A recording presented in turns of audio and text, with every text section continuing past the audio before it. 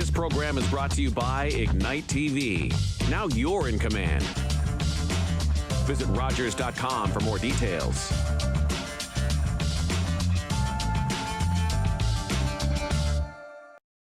The opinions expressed in the following program are those of the participants and do not necessarily reflect those of Rogers nor Rogers TV.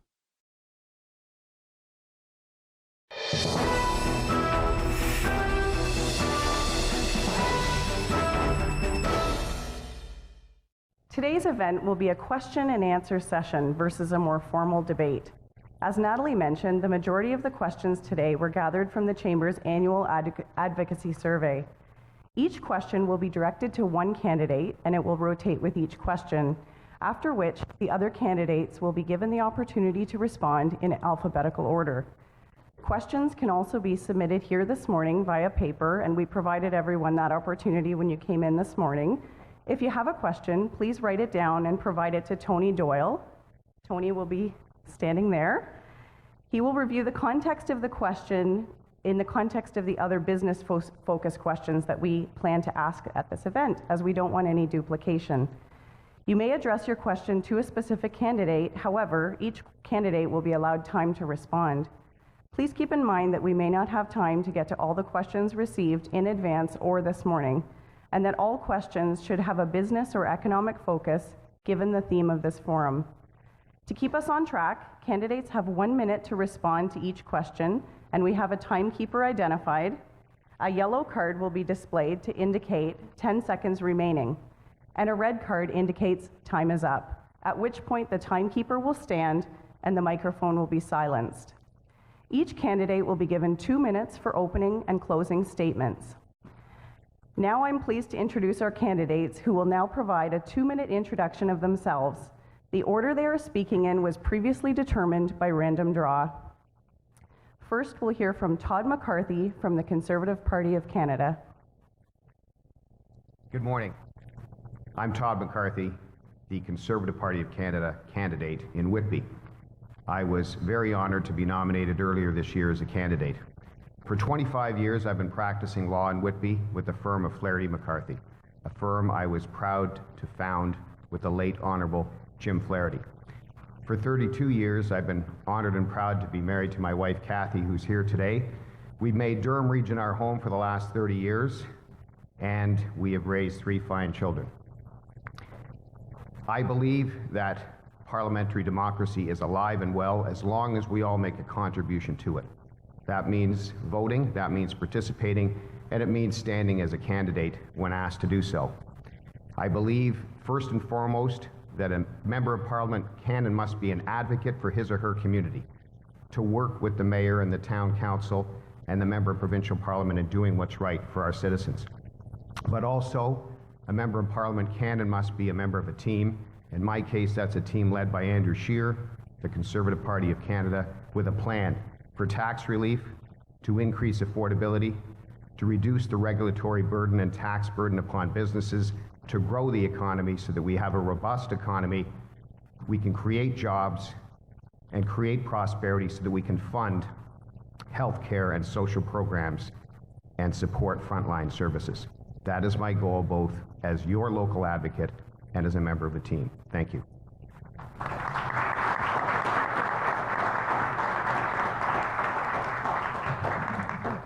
Thank you, Todd. Next, we'll hear from Dr. Paul Slevchenko from the Green Party of Canada.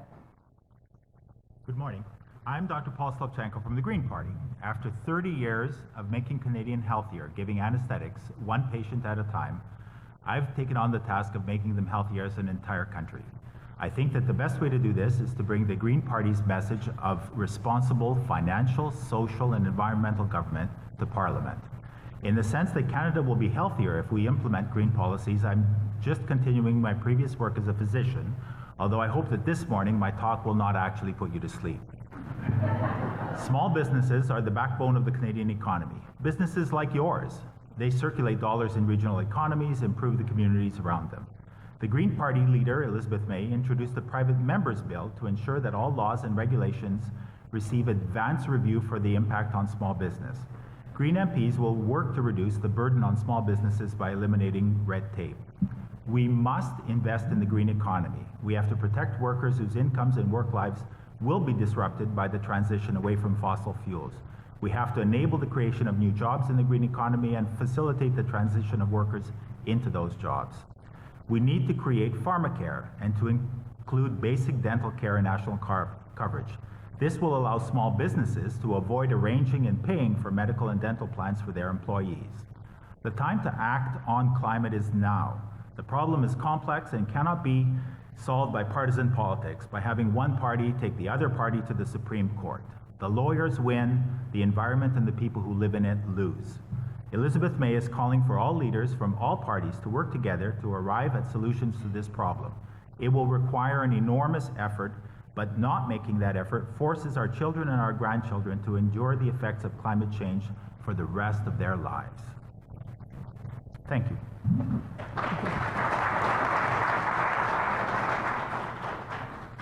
Thank you, Paul. Next up will be Ryan Turnbull from the Liberal Party of Canada. Good morning, everybody. It's a real honor and privilege to be here today, and thank you for the Whitby Chamber of Commerce and the Durham Region Association of Realtors and the Home Builders Association for hosting this event and for inviting me to participate. And I would like to thank all of you for attending this morning. As your Liberal candidate in October's election, I bring a genuine commitment to progress and increasing access to supports for small business owners and to the issues that matter most to the people in Whitby. I believe in continuing to support the local businesses that make up the backbone of Whitby's vibrant and growing economy, in lowering their costs and making it even easier for them to achieve success in our community. I believe in policy that will create well-paying jobs right here in Whitby. I believe that taking action against climate change and growing the economy are not mutually exclusive, and that we have a moral obligation to achieve a fiscal position of strength and sustainability. And I do mean social and environmental sustainability as well as economic growth. In short, the Liberal government's plan to strengthen the middle class and grow the economy is working. It is working. We have a strong and growing economy in Canada thanks to our Liberal government. What I believe is that we need to continue the progress that our Liberal government has been making to help business owners and those who call Whitby home. As a business owner myself, I'm a social entrepreneur and business owner. I've been running a business for the last 10 years. I know we need to help small businesses, and I know their struggles and the sacrifices that their families make to keep those businesses running in our communities, and the contribution that they make to our communities to help it flourish. The Liberal government is socially responsible and is working hard to build an economy that works for everyone. I hope you'll choose Ford in this coming election.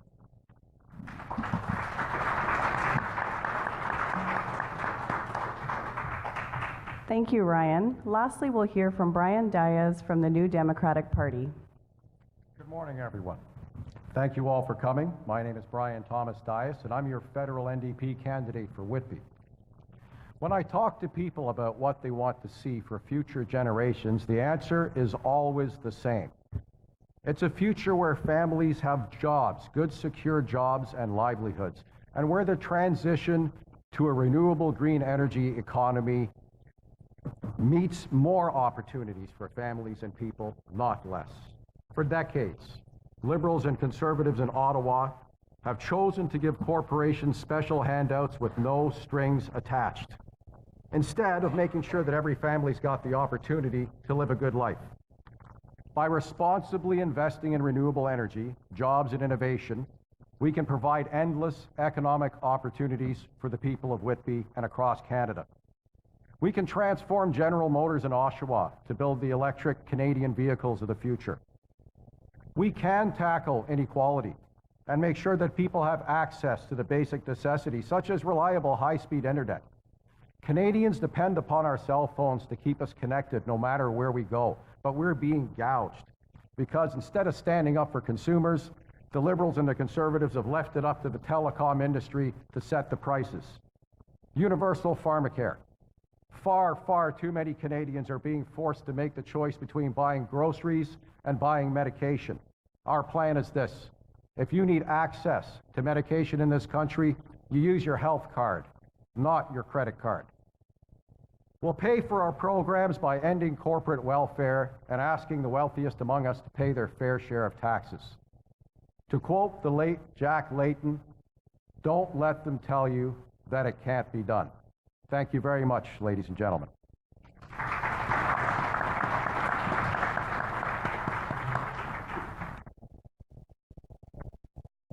Thank you, Brian, and thank you all for your opening remarks. We're now going to begin the question portion of the event. As stated earlier, each question will be directed to one candidate, after which the other candidates will be given the opportunity to respond in alphabetical order following the initial responder. Each of the candidates has 2 opportunities to provide a 30-second rebuttal to an answer. This is entirely at their discretion. However, once they have used both rebuttals, they will not have another opportunity later in the debate. Let's begin. The first question will be directed to Brian Diaz. Looking ahead to the next 4 years, what 3 Town of Whitby specific projects or priorities have you identified for championing with your party, and how will you ensure their success, whether you are in government or opposition? Thank you very much. My concern for Whitby is the safe rail transport of dangerous cargo. I've been advocating with Safe Rails Canada now for 3 years, written a petition, sent it to federal parliament. Trains full of dangerous, volatile fossil fuels pass through Whitby by schools and by neighborhoods. We need to roll back the neoliberal policies that relax the regulations on train safety. We need to protect the neighborhoods, the families of Whitby. The Lac-Mégantic train passed through here before it went to Lac-Mégantic. We've had a derailment. We need to have safe transport of dangerous goods through this town. I won't settle for anything less. Thank you, Brian. Next, we'll hear from Todd McCarthy. I have identified 3. This is not a mutually exclusive list. The Durham College skilled trades expansion has been supported by 3 of the 4 levels of government. For some reason, the $10 million required by the federal government did not reach the Liberal budget this spring. I will get that done if elected to Member of Parliament. This is about jobs for 750 new students at Durham College. 70% of the population of Durham College comes from our high schools here in Whitby and Durham region. This is about matching young people, skills and jobs to well-paying positions, stable employment. We need to find a new use for the General Motors lands. We need to begin that conversation. Why not an electric car manufacturing plant at the GM location? And the North Whitby Sportsplex needs federal funding. I will champion that. Thank you, Todd. Now we'll hear from Paul. Well, the other guys got a good number of good points. I will find myself in agreement with Mr. McCarthy. I think that we have Durham College, we have Ontario Tech. These are technically oriented places. It's the Green Party position that we need to transition to a green economy. We can either invent that technology and develop it here, or we can buy it from whoever makes it. So we need to become a hub of technological innovation. Secondly, I don't live very far from the GO station. I can't tell you how many people are driving down there to go into the city every day. We need to have reliable electric transport. We need to make it easy for people to get downtown and come back to do their work. For families, that's a decrease in misery and an improvement in their life. If they're not in their car, they're at home with their kids. Thank you, Paul. Lastly, we'll give Ryan an opportunity to respond. Thank you. So I would say knocking on the doors of Whitby residents, I've heard 3 things that I think I would definitely champion on behalf of Whitby. People have talked about infrastructure. Really important to people in Whitby is needed infrastructure. Our federal government has invested an unprecedented amount in infrastructure over the last 4 years, including 4,800 projects across the country. We know that this is something Whitby residents are very concerned about, especially when it comes to transit, access roads, and other forms of infrastructure. The local economy here is something else people have talked to me about, that local jobs is really important to people. So we need to advance both small businesses and larger scale employers in Whitby. And I think we can do that by cutting taxes for small businesses, which our Liberal Party has done. The other thing I would say is that the Liberal government has invested in innovation. Thank you. For the next question, we'll start with Todd McCarthy and rotate in alphabetical order. So the question is, when it comes to trade, just 4% of Canadian small and medium-sized businesses exported goods in 2017. This is a fraction of the 20+% of exporting SMEs in other G7 countries. A key reason is that Canada's SMEs lack the resources of larger companies to access foreign markets. Should you be elected into government, how is your party prepared to support small businesses here and abroad? It's an excellent question. Our people, our services, our products are respected around the world. We have to market that, but we already have a good name in Canada worldwide. We need to make sure that we invest in clean technologies and export that around the world. We need to, for example, utilize our clean energy and safe energy to end energy poverty in China and India. Because of course the solution to climate change, which is a very, very important issue for our times, is an international one. We have the resources to solve some of the energy problems and to fight climate change worldwide by making our products available outside the country. Thank you, Todd. Now we'll let Paul respond. I think it's a very interesting thing that my colleague Mr. McCarthy did in that he transitioned straight from small business in Whitby to exporting oil to China or liquid natural gas to China to decrease their reliance on coal. It's not really a Whitby-centered small business, I'll just put that out there. But I do think that it does speak to the underlying ethos of the Conservative Party, which is get the oil to market.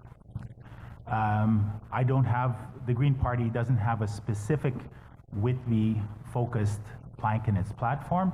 We are generally in favor of small business. Small business is nimble. Small business can change to changing economic and environmental things. And we will generally support the functioning of small business here and overseas. Thank you, Paul. We'll allow Ryan to respond. So I think I would summarize the Liberal Party's stance on this as investing in entrepreneurs and reducing red tape and fees for small businesses. So as I said before, we've cut taxes for small businesses from 11% to 9%. We've introduced a Canada Entrepreneur Account, which will give 2,000 entrepreneurs $50,000 to launch their own business. We've made it easier for SMEs to start businesses online, and we've invested in innovation so that new businesses and existing businesses can essentially bring new ideas to market. And this includes export or for export through the Export Development Bank. Thank you, Ryan. Lastly, we'll hear from Brian on this question. The NDP proposed to put a hard cap on the outrageous merchant fees and credit card fees that disproportionately punish small business owners. We're also going to reform the unfair tax policy that targets families that try to pass their business down to the next generation. At the present time, it's cheaper for their third-party person to just step in and buy a business off of a family than it is for that family to pass the business down to their son or daughter. And I think that's simply disgraceful. The New Democrats believe in lifting everybody up in the community together so that we all prosper. If everybody in the community has stable, good-paying jobs, if they're not punished by horrible taxation, if they've got money to spend, then small businesses benefit.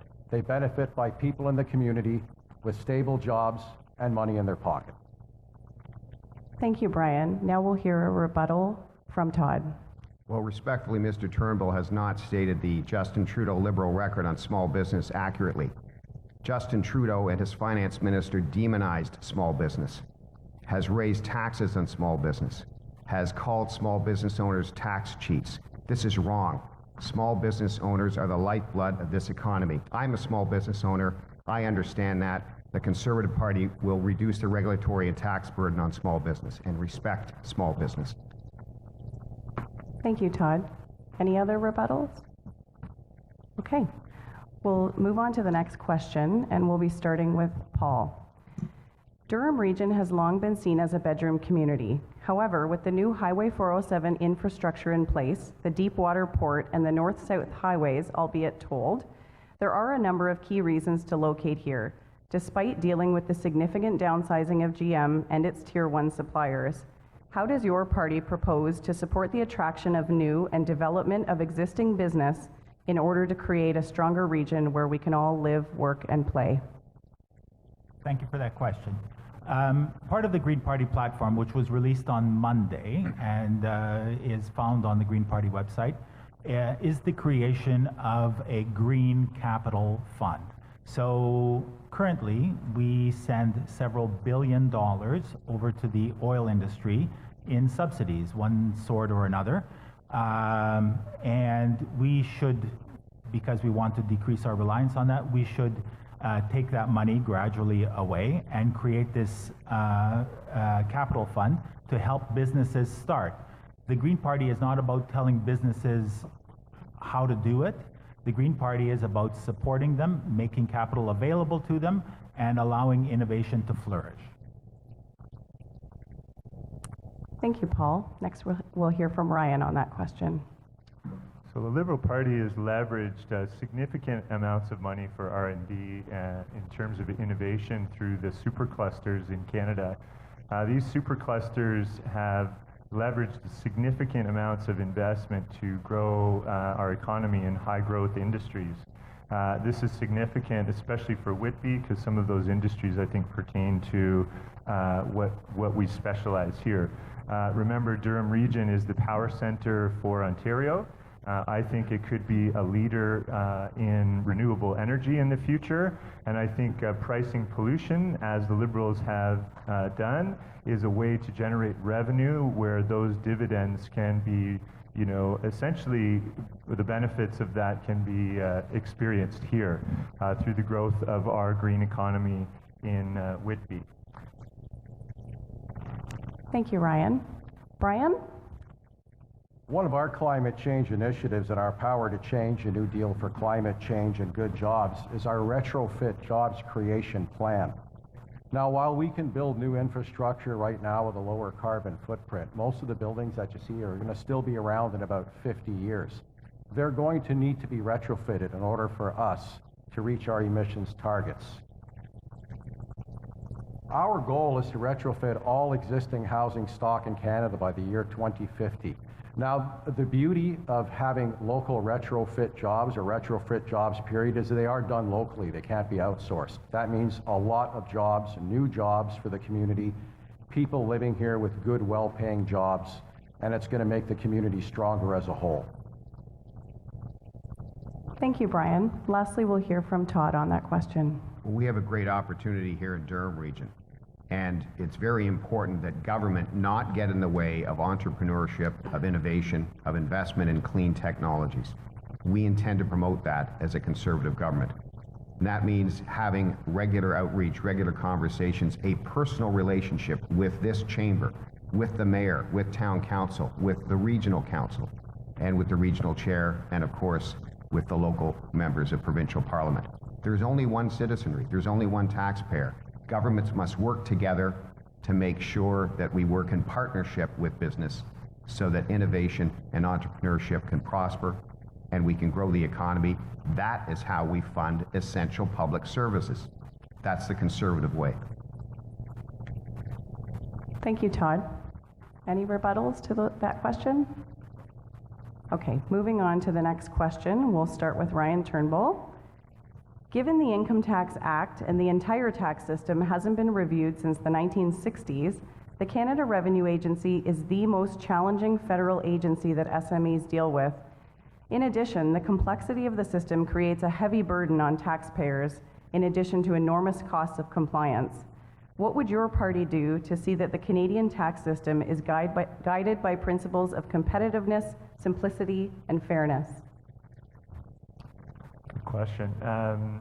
So I think we have done a lot of things to decrease the burden on small businesses. So far, the Liberal government has invested in allowing them to do business online, to automate payroll, and has cut taxes for the middle class and for small businesses as well. So I think we are doing our part. I think formal process for an income tax review is probably something that could be considered in the future. Thank you, Ryan. We'll hear from Brian next on that question. The richest among us are using tax loopholes to avoid paying their taxes. People are working harder and harder to make ends meet, and they just need a little bit of help to make things easier. The Liberals have let the richest corporations off the hook, letting companies avoid billions of dollars in taxes, while hard-working Canadians bear a larger and larger share of the tax burden. We're going to make our tax system fairer and more progressive. We're going to introduce a 1% wealth tax on those with a net worth over $20 million. We're going to get rid of tax loopholes for the very richest among us. We're going to increase taxes on investments and profits of large corporations. We're going to get tough on tax evasion. Thank you, Brian. Todd?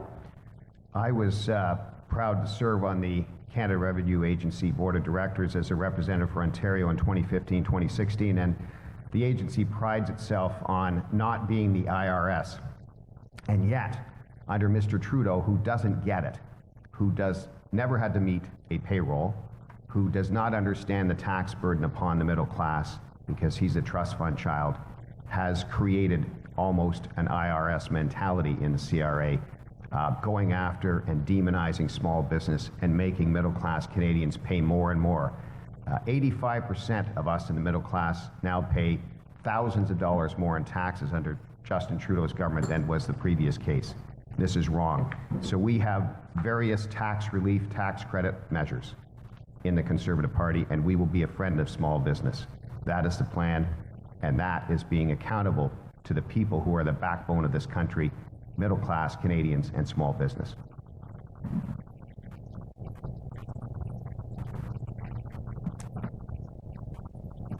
Thank you, Todd. We'll hear from Paul, and then we're going to hear a rebuttal from Ryan. Thank you very much for that question. It is lifted exactly out of the Green Party platform. There is the first thing that we have to say about taxation is exactly that. The tax code hasn't been revised in 60 years, and people have tinkered. They've gotten boutique taxes for this, tax cut for that, tax cut for the other thing, tax cut for business, tax cut for the wealthy guys, tax cut for capital gains. It's a mess. The first thing that we need to do is have a nonpartisan tax commission created to look at this whole thing. The principles of how we would look at that, I mean, we don't know what they would find. Our principles as a party are that small business taxes should not rise. Large corporation taxes sit at 15% here in Canada, 21% in America. Bring them up. Rich people, the people who have the loopholes, need to have those closed. Thank you, Paul. We have a rebuttal from the Liberal Party. Yes, with all due respect, I take issue with Mr. McCarthy's claim that, in fact, the middle class is worse off under the Liberal government. In fact, the first order of business of the Liberal government was to cut tax for the middle class, and this has put more money in the pockets of Canadians. And the small business tax has been cut, which amounts to $7,500 in tax savings for approximately 1.8 million small businesses across this country. So we're doing much for small business. Thank you, Ryan. Any other rebuttals to that question? Okay, we'll start the next question with Brian. There are 9,600 acres of designated federal airport lands in Pickering. Development of a modern, sustainable airport offers tremendous economic growth opportunities. It would provide significant investment in Whitby and the broader Durham region, sustainable jobs, and long-term growth for generations. How will your party ensure that the federal government provides a firm commitment for a GTA East airport on the lands in Pickering? So I think Sorry, we're starting with Brian for this one.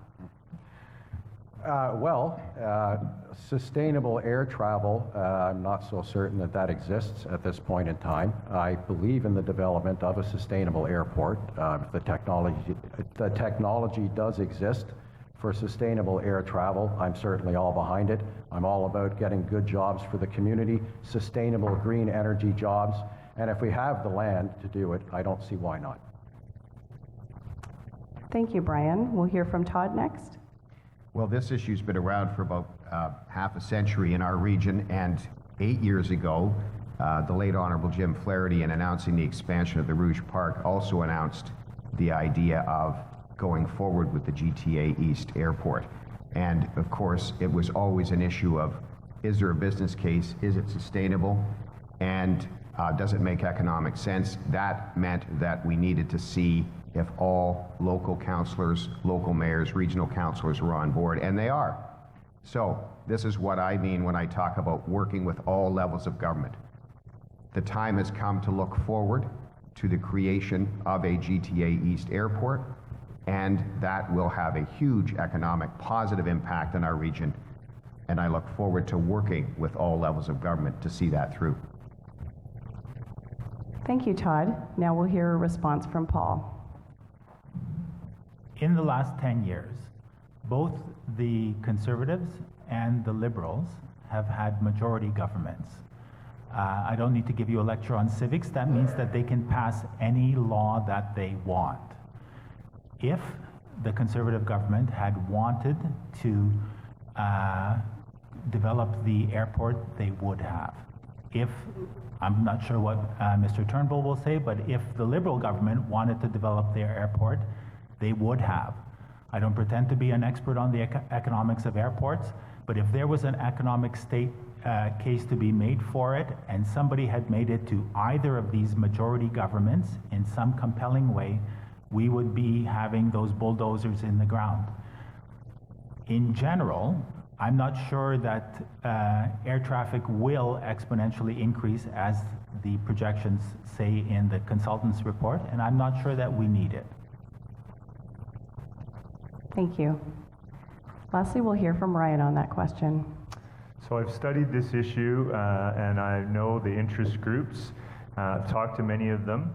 I feel that this is an example of democracy in action. The reason that this airport hasn't been developed in the past is that we're not actually sure whether we need it or not. There is no business case that yet has been produced, and yet I think it's forthcoming. So we'll see what that sort of claims and you know, what the evidence shows. In terms of the interest groups, I really understand that we're talking about Prime 1 agricultural land and many environmental impacts based on developing an airport. Many citizens are concerned about flight paths, noise, et cetera, So, you know, there's many different perspectives on this issue. As an elected official, I would work towards the best outcome for the greatest number of people and consider all the perspectives on the matter without, you know, discounting the strong economic benefits to the region. Thank you, Ryan. Any rebuttals to that question? Okay, thank you. We'll start the next question with Todd McCarthy. Affordable housing is an ongoing challenge in most of our communities. As an example, here in downtown Whitby, we have a significant number of tech companies employing young people, including our business accelerator, 1855. Whitby lacks affordable housing options for these employees and new graduates of our post-secondary schools. Yet we want them to remain living and working here. We need their skills and investment in our community. What will your government do to support affordable housing in our community? Thanks for the question. We have a great opportunity here in Durham region because it really now is the fastest growing region in the GTA. And many are relocating here for the opportunities. to basically purchase housing that's much less expensive than certainly in 416 and other parts of the 905. What we hear at the door, having knocked on thousands of doors over the last several months, is affordability is a #1 issue, and those who own homes worry about their children's opportunities to purchase homes. And of course, we have to be ready to support with social services programs affordable housing for those who may not be able to afford a mortgage or a down payment. So the plan is increase affordability with more tax credits for our citizens, grow the economy, create long-term stable jobs, and provide funding for social services, including affordable housing, through transfers. Thank you, Todd. Paul? I think that providing a tax break for a 26-year-old fellow working at 360 Solutions is not going to make that $600,000 home in Whitby affordable. If you took away all of his tax, it wouldn't make his $600,000 home affordable. The government has to actively encourage the construction of low-cost, compact, environmentally friendly dwellings. This business of having giant homes on giant lots spreading out into the country can never be the solution for the millennial housing crisis. It's an act of magical thinking to think that a tax break will make those things affordable. Thank you, Paul. Ryan? Yeah, the fact is our Liberal government has a plan for this, and we're actively pursuing that plan. It's a 10-year plan and a $40 billion investment in a national housing strategy. This is going to reduce homelessness by 50%, lift 530,000 households out of housing need, and is investing money across Canada to build affordable housing. This means that we'll have housing that is 20% below the average market rate. We're also providing a first-time homebuyers incentive, which will give new homebuyers about 10% off the purchase price, which amounts to a significant amount of savings off their amortized monthly payments. Thank you. Thank you, Ryan. Lastly, we'll hear from Brian, and then we'll hear rebuttals. Everybody should have a home that they can afford. Too many Canadians are stuck in housing that's too expensive or doesn't fit their needs, but they feel like they've got nowhere to go. The New Democrats have a plan to create 500,000 units of affordable housing right across this country. It includes affordable rentals, it includes co-ops, and it includes social housing. We'll also make it easier for young people to buy a home by making co-ownership easier, reintroducing 30-year mortgages. Thank you, Brian. Was there a rebuttal from Todd? Thank you. I hope Mr. Turnbull will understand why nobody believes a grand 10-year plan strategy on housing from Mr. Trudeau when he's broken virtually every promise from his 2015 platform. And his party refuses to submit costing of these promises to the Parliamentary Budget Office. Our party has submitted all of our proposals to the Parliamentary Budget Office for costing. Thank you, Todd. We have a rebuttal from Ryan. Fact. Our Liberal government has fulfilled 92% of its promises. There's 2 professors that have recently written a book about this. The most promise and fulfillment in Canadian government history. In fact, we've invested significant amounts in a really progressive affordable housing strategy, and we are making those investments over the next 10 years. This is going to make the difference that people and families need. Thank you, Ryan. We'll hear a rebuttal from Brian. The Liberal government doesn't seem to understand that we're in a housing crisis. People need help right now, but 90% of the money in their housing plan is not going to be spent until after the next election.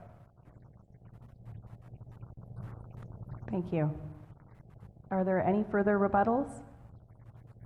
Okay. Okay, we'll move on to the next question. So we're starting with Paul for the next question.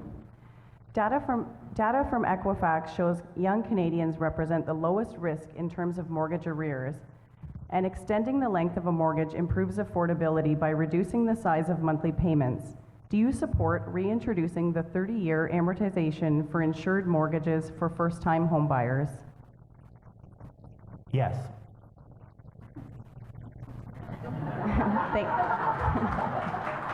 Thank you, Paul. We'll hear from Ryan. I think what we've tried to do in the Liberal Party over the last 4 years is to make first-time home buyers, make life easier for first-time home buyers. We know that there's a crisis. This crisis has been with us for many generations, at least 30 years since the federal government has made any kind of transfer on affordable housing at all. We've had social housing that's been eroded over time. Those assets, public assets, are being depleted, and the Liberal government is investing significant amounts in upgrading those assets to make homes more affordable for Canadians. Thank you, Ryan. Now we'll hear from Brian. I think I mentioned that in my rebuttal. Also, yes, the New Democrats have a plan to reintroduce 30-year mortgages to make it easier for young people to buy a home. Thank you, Brian. And lastly, we'll hear from Todd on that question. Well, it's interesting that the restrictions on young people getting access to mortgage funding, which is very important, by the way, towards home ownership, has been restricted by Mr. Trudeau and his finance minister. The finance minister owns so many homes, he forgets to file reports about them to the Integrity Commissioner. So these two are not the ones to be trusted, Mr. Trudeau and his finance minister, with making access to mortgage funding more possible for our young people. Trust the Conservative Party in that regard. Thank you, Todd. For the next question, we'll start with Ryan. What measures can be taken by the federal government to improve Whitby's overall economic performance? Good question. I think having strong relationships between our municipalities and supporting innovation is really important. I think we've seen that it's about access to financing for small business. It's about having the infrastructure and commercial real estate in the area to ensure that large-scale employers will come here. It's also about increasing residential density within the population so that there's enough consumers living here and working here that those businesses will be able to thrive. What we don't want is a saturated market. I think it's important that we look at the principles of sustainable development, and our Liberal government is committed to that. Thank you, Ryan. Brian? We need to broaden the economy and create more opportunity for everyone. People are working harder than ever, but they feel like it's impossible to get ahead. We need to take better care of each other. Our plan will create good jobs and it'll make life more affordable for everybody. It's time to lift the debt burden from our young people when they graduate and make sure that everyone's got an affordable place to live. We also want to expand public health care services to include prescription drugs in our pharmacare plan. We're going to make new investments in infrastructure and technologies to create more jobs and opportunity all across the country while protecting the environment. This can happen in Whitby. Thank you, Brian. We'll hear from Todd. Well, there's scarcely a project here in Whitby and Durham region that doesn't require the participation of all levels of government. That's where I speak of the personal relationship a member of Parliament must have with the Whitby Chamber of Commerce, with the region of Durham and its chair, with the mayor of Whitby and its councillors, the councillors on our town council, and our members of provincial Parliament. A failure of the federal government here in Whitby is represented by the Durham College Skilled Trades expansion. $10 million is missing from that project. Is that because of the feud between the previous Liberal MP who left Mr. Trudeau's caucus and rebuked him on a matter of principle for the way he treated women in his cabinet, Jody Wilson-Raybould and Jane Philpott among them? Is that why the Liberal government under Mr. Trudeau punished Whitby for not funded the $10 million? I hope that's not the reason, but I'm going to get it done as a new MP. Thank you, Todd. And lastly, we'll hear from Paul. I'm transfixed with this story about Selena, but it's so transfixing. Could you read the question again? Because I'm not sure if my colleagues here have answered it. So please read the question again. Is that okay? Sure. The question is, what measures can be taken by the federal government to improve Whitby's overall economic performance? Thank you. Same kind of thing. It sort of overlaps with the other thing. How can we make economic performance better? We can have our green capital fund. So we have room to develop around here. We have empty lands, not the least of which is the giant Oshawa plant. We can allow our entrepreneurs to move into this land, to move into other empty places. They just need the capital to start that. We will decrease subsidies to the fossil fuel industry. We will increase subsidies to entrepreneurs for green tech, and we will develop it here. Thank you, Paul. Any rebuttals? Okay, for the next question, we'll start with Brian. What is your party's position on the carbon tax? And if you are not in support, what is your party's alternative? The Liberals and the Conservatives, they're playing political games with the carbon tax. They're trying to distract everybody from the real issues. We need to develop a green, sustainable economy through job creation, sustainable jobs. The carbon tax, carbon pricing is I suppose, one weapon in the quiver. I find it to be rather punitive. The New Democrats will focus on job creation, on energy infrastructure, good clean infrastructure, and that's our solution for the climate plan. Carbon pricing, again, to me, it seems rather punitive. It is a weapon. I'm not so certain that we're going to continue it.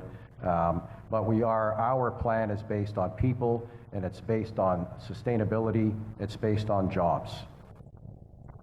Thank you, Brian. Moving to Todd. The carbon tax raises the cost of everything. It raises also the price of gas per liter from 11 cents per liter and could be as high as 23 cents per liter by 2020, 2021. This is not acceptable when affordability and high taxes are two of the number one and number two issues at the door for Canadian citizens in the middle class. So the carbon tax will be repealed under a Conservative government, but we must fight climate change. And so we've introduced the Green Home Tax Credit and the Green Public Transit Credit, among other measures, so that Canadians can make a choice to reduce their carbon footprint and fight climate change, investing in energy efficient renovations in their home and taking public transit and receiving a tax credit on both counts. That is a positive way to fight climate change and increase affordability in reducing taxes. Thank you, Todd. Now Paul will respond. If climate change was easy, they would have fixed it by now.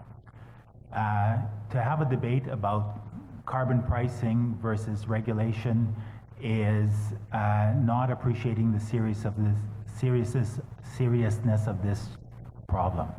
We don't need one or the other, we need both. When you go to war, you don't say, am I going to fight with the Army or the Navy? You fight with the Army, the Navy, and the Air Force. We need to have something of everything. We need regulation so that businesses are compelled to do the thing that's better for the green economy. Carbon pricing is a way of influencing people to do the right thing. If people did the right thing, if they drove the smallest possible vehicle that burned the least amount of gas, we wouldn't need a carbon price. It's not what people do, and it's just a way of getting them to do it. If they don't want to pay the carbon price, burn less gas. Thank you, Paul. And lastly, we'll hear from Ryan on that question. So what I've heard from Whitby residents are they want better infrastructure, jobs, and they're concerned about our environment. Carbon pricing, or pricing carbon, is taxing industry. It's not about making taxpayers pay more at the pump. They are the biggest polluters in our economy today, and they can afford to pay a little more. For the rest of us to transition from a fossil fuel dependent economy. We also keep hearing from the Conservatives this rhetoric, which is completely false. It's only going to cost people a slight amount more at the pump because the industry is going to pass down that cost to the consumer. But we're offering them a rebate, a $307 rebate. So I know that's going to only offset the cost, but it's a small price to pay for growing a green economy, which we have to do. Thank you, Ryan. We'll hear a rebuttal from Brian on that question. Interesting, Mr. Turnbull. The Liberal government declared a climate emergency, on Monday? And then bought a pipeline for $4.5 billion on Tuesday. I find it rather amusing that you're talking about sustainable living at all, green energy at all. The Liberals and Conservatives, again, they're playing games on the carbon tax. Dividing Canadians is no solution. Thank you, Brian. Any further rebuttals? Okay, moving to the next question, we'll start with Todd. We have an increasingly aging workforce, growing labor demand shortages in most key economic sectors, and a population that is living longer than ever before. What is your party's position on ensuring Canadians can afford to retire and ensuring that employers will continue to have access to a talented and skilled workforce?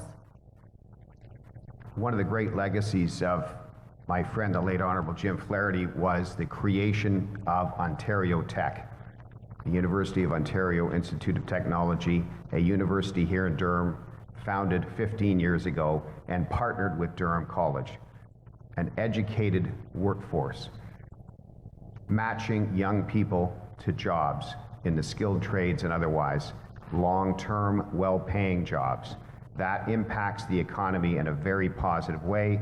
Growing the economy is the way to increase revenue to the public treasury, to increase our ability to fund all social programs, including the Canada Pension Plan.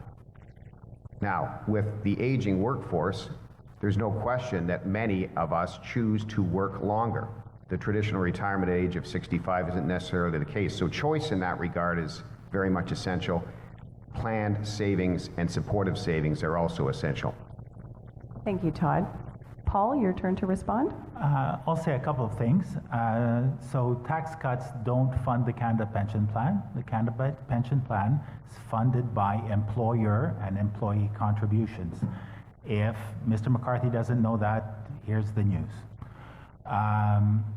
In terms of providing workers, skilled workers for the economy, it is a plank on the Green Party platform that we eliminate tuition in universities, colleges, and apprenticeship programs. It is well known, I think, that 80% of all work, and especially more sophisticated work going forward, requires post-secondary education, 80%. If we need people to do it, and the money needs to get spent, then why not have society spend the money and provide us with this big pool of educated workers? Thank you, Paul. We'll hear from Ryan. Liberal government is investing in young people. We've invested in the Canada Child Benefit, which has just been increased significantly. 9 out of 10 Canadian families have more money in their pocket each month to support their children. We're also investing in Canadians that are at the age of youth after they get through university. And we've made a new rule ensuring that students will be able to repay their student loan only after starting to earn $25,000 or more. This makes it a little bit easier to start repaying your student loan. We've also invested in a youth employment strategy, including $448.5 million over 5 years to help young people attain employment. Thank you, Ryan. And lastly, we'll hear from Brian on the question. The New Democrats have a real issue, as I mentioned earlier, with the crushing debt burden that are placed on young graduates. It is our goal to eventually make post-secondary education free of charge. We're going to do this the way that we're going to do all of our other social programs. We're going to ask the very wealthiest among us to pay their fair share of taxes, and we're going to end corporate welfare. Thank you, Brian. We're going to hear a rebuttal from Paul. I think Mr. Turnbull has shown why the Liberals are a party of small incremental things. If you are a graduate and you have just started making $25,000 and you have to live somewhere, it is very hard to pay off that $40,000 or $50,000 loan. Don't get into debt. Don't put them under this giant burden. Let them go to school. They need to go to school. They're going to go to school. They'll be better workers for society. Thank you, Paul.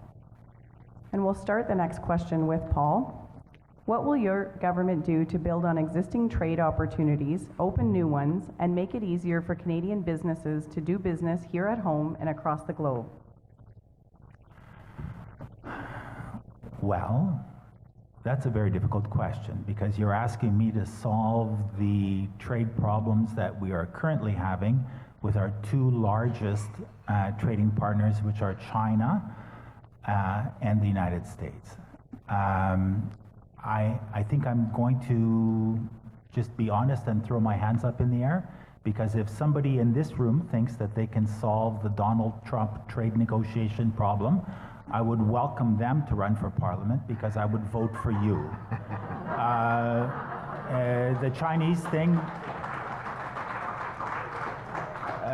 I mean, our exports are cut to China in significant ways, soybean, pork, all this kind of stuff. It's a total artifact of our cooperation with the guy down south.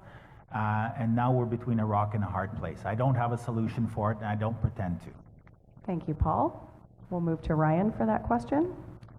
So many of you probably know that the Liberal Party negotiated the new NAFTA agreement, and that agreement has created new jobs for Canadians and helped to grow the economy and strengthen our middle class. This new agreement was also negotiated by members of the Conservative Party who said that we got the best deal we could have. This NAFTA agreement safeguards more than $2 billion a day in cross-border trade and tariff-free access for more than 70% of Canada's exports. I think we've done a good job, and we are investing in the Export Development Bank as well to make it easier for many businesses to trade internationally. Thank you, Ryan. We'll hear from Brian. New Democrats, we believe in fair trade, not free trade. We oppose the omnibus type trade deals like the new NAFTA. The NDP were warning all along that the auto workers like myself would take a hit with these deals. We weren't wrong. I oppose free trade. I'm in favor of fair trade. Thank you, Brian. Todd will be the last responder on this question. Well, I think we have to build upon the new agreement with the United States, our most important neighbor to the south, and we have to solve our trade war with China. This is going to take some delicate diplomacy, and in that regard, I think that the federal government, a new national conservative government led by Andrew Scheer, and I hope to be a member of that if elected here in Whitby, must work with the provinces. We are a federation. We can't be at war with the provinces because we have to be a united front. Team Canada needs to go to Washington and to China to make sure that we positively put forward what we have to offer, the services, the personnel, and the products and resources that the world needs. And that is the best marketing tool we can put forward. Our people, our resources, united as a federation with the Prime Minister and all premiers. Thank you, Todd. We'll hear a rebuttal from Paul. Todd, I love those words. The premiers of provinces working together with the national government to solve trade problems, to solve the environment problems. So if you really wanted to work with the national government, would you take the national government to court? When the national government tries to do something, do you take them to the Court of Appeal? You lose. Do you take them to the Supreme Court? Does it solve the problem? Does it fix the environment? No. Thank you, Paul. This next question will be our last question, and we'll start with Ryan. Whitby, as do many communities in the region and the country, struggle with access to reliable, consistent, and cost-effective broadband. The lack of connectivity significantly impacts business effectiveness. What is your government's plan to address this critical piece of infrastructure? Well, as I said earlier, we've invested more in infrastructure than the Conservative government in its entire 8 years. So I think the federal government has certainly committed to increasing broadband across Canada and within rural areas. We've also made it easier for businesses to trade online by providing a small incentive. It's about $250 for small businesses to basically have e-commerce integrated into their website. Thank you. Thank you, Ryan. We'll hear from Brian. New Democrats, we believe that reliable high-speed internet is a basic necessity right now. We all do depend on our cell phones to keep us connected no matter where we go. There are rural regions in Canada that don't have reliable internet, if any at all. A lot's in the North Country. We're planning to make reliable high-speed internet available to all. Also, Canadians pay in wireless charges in a day what Europeans will pay in a month. That's not fair. We're getting ripped off, and the New Democrats are going to do something about it. Thank you, Brian. Todd? There's no question that access to broadband is an essential service in the 21st century, and a conservative government is supportive of that while keeping an eye on affordability. And so the government must keep an eye on making sure that there's access at a reasonable cost for middle-class Canadians and small business. And let's not lose sight, as much as that is an essential service, wireless internet, let's not lose sight of the fact that in our Indigenous communities we don't have clean drinking water. A Conservative government will stand up to make sure that essential service is available in those communities. Thank you, Todd. Lastly, we'll hear from Paul. Well, it's unanimous. We all agree that we need broadband. We all agree that we need to put a national network in there. I don't know that we have, the Green Party has an opinion on whether this must be coerced or encouraged by regulation or by tax credits. I think some combination of those two. But really, it's a thing that needs to be done. All four of us agree. And let's just get it done. Thank you, Paul. I now invite our candidates to present their 2-minute closing statements in the reverse order to which they delivered their opening remarks. So we will start with Brian Diaz from the New Democratic Party. The question this election is, why do the Liberals and Conservatives keep working for the wealthy and powerful and breaking their commitments to the rest of us?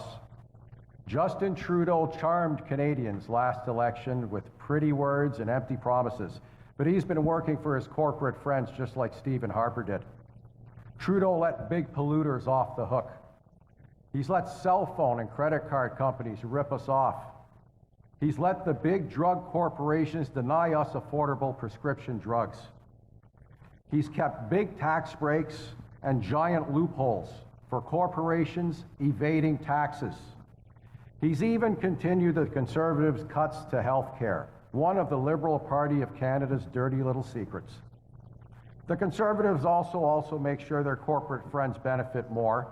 Andrew Scheer will promise you a few dollars, but he's going to cut services and cost you a lot more. Conservatives consistently make deep cuts to health care, education, and other services. When they cut, regular people pay the price. In time, in money, and in more burden on their families. Elizabeth May talks about one thing only, and frankly, that's not enough. Now imagine a government that actually works for us, instead of the interests of the wealthy and the powerful. That's what our New Deal for People is all about. The NDP is going to take on the big polluters, drug companies, and corporate tax giveaways that have cost hard-working Canadians far too much for far too long. We're going to invest in the services that people need. We're going to make life more affordable. We're going to take the climate crisis seriously with a plan that cuts emissions, invests in green infrastructure, and creates jobs. Let's take better care of each other. Thank you very much, ladies and gentlemen. Thank you, Brian. We'll hear from Ryan Turnbull from the Liberal Party of Canada. So I think the Liberal government's track record, economic track record, speaks for itself. We've generated over 1 million new jobs, lowered taxes for 9 million Canadians. We've increased the guaranteed income supplement, affecting almost 1 million single seniors. We've cut taxes for small businesses, and we've invested $180 billion in long overdue investments in infrastructure across the country. Now, I'm a social entrepreneur, I'm an innovator, I'm a business owner, and I know the trials and tribulations of small business. Working 18-hour days, trying to access capital, refining your operational processes, achieving the marketing targets that you want to achieve. I think I've dedicated my life to economic development and sustainable development. A mentor and coach once said to me, when you run a business, you've got to lean forward. What that means is you've got to take a risk if you're going to get ahead. You've got to invest strategically in your future. I'm asking you not only to lean forward, but to choose it on October 21st. Choose forward. Why? Because it's the right thing to do for Canadians. It's the right thing to do for our economy. It's the right thing to do for our environment, and it's certainly socially responsible. For the first time ever, we have a government that believes that the economy and the environment and social responsibility go hand in hand, and I think this is what I've heard from the residents of Whitby, that this matters to them. We can't compromise one. We need a balanced approach. So please choose forward on October 21st and support the Liberal Party. Thank you. Thank you, Ryan. Now we'll hear from Dr. Paul Slavchenko from the Green Party of Canada.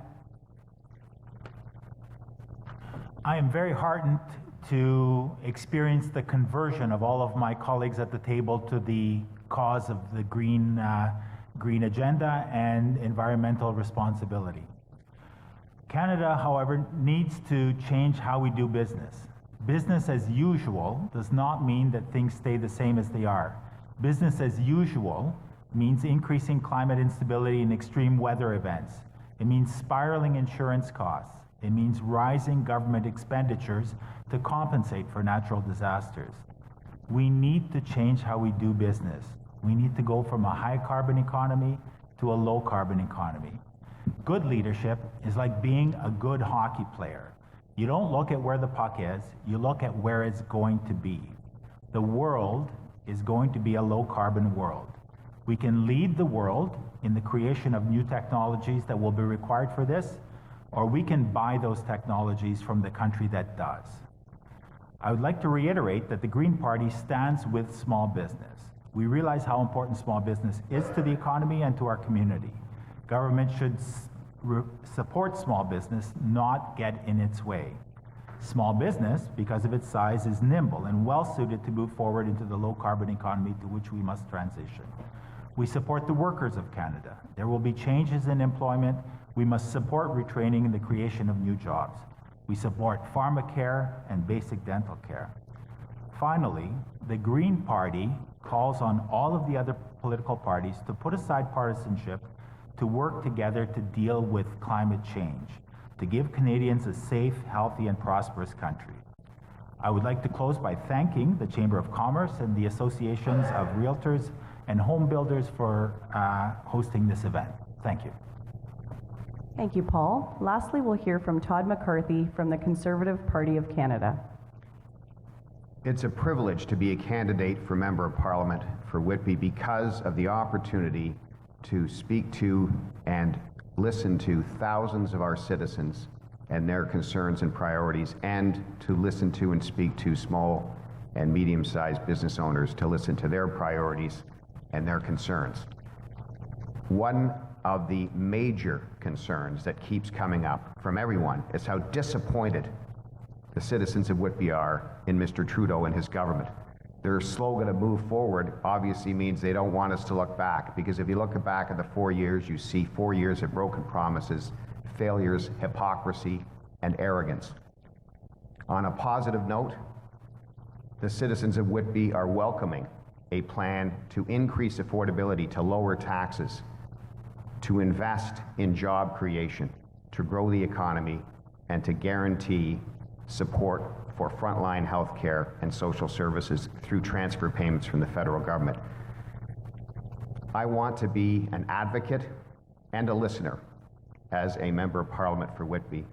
That is the two most important aspects of the job, to work cooperatively as well with all levels of government for the betterment of our citizenry, for the betterment of our community, and for the betterment of our nation. Thank you. Thank you, Todd. And thank you to each candidate for providing an interesting dialogue. And thank you to Tosca Banquet Hall again for hosting. And again, special thank you to each of you for joining us this morning, meeting our candidates and making your voice heard. Have a great rest of your day.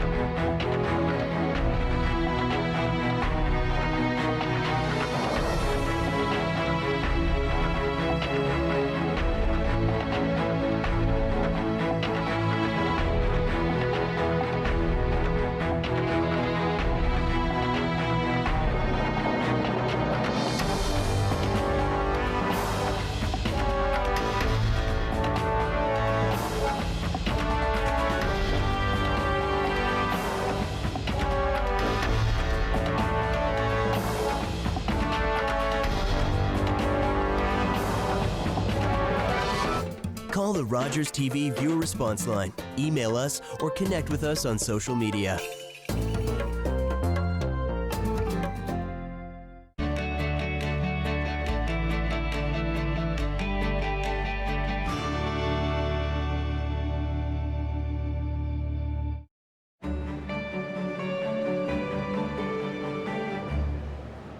What do I like? I like open fires, moonlit nights, chatty letters, rainy days. I like daydreaming. I love this colorful little island of ruby, emerald, and sapphire. Yet often my dark moods come. I'm possessed body and soul by this depression. They say women shouldn't write. Some days I almost give up. But I cannot contain my imagination. I made Anne real. I gave her my love of nature, my love of books, and my childhood dreams. My greatest happiness would be to climb the alpine path and write upon it a woman's humble name. Lucy Maud Montgomery battled depression, rejection, and sexism to become known around the world for Anne of Green Gables and 19 other novels. Sports fans know Sundays are for football. That's why you need NFL Sunday tickets. With NFL Sunday Ticket, you'll get every live game every Sunday all season long. More plays, more action, more to love, live in HD. Order NFL Sunday Ticket for only $199.99. Get up to 200 regular season games every Sunday afternoon. Call 1-888-ROGERS-1 today. Your mouth can do a lot of amazing things.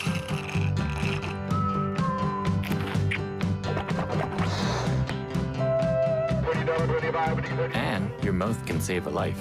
Hi, I'm Tom Wong. I'm just one of close to 1,000 Canadians in search of a stem cell match.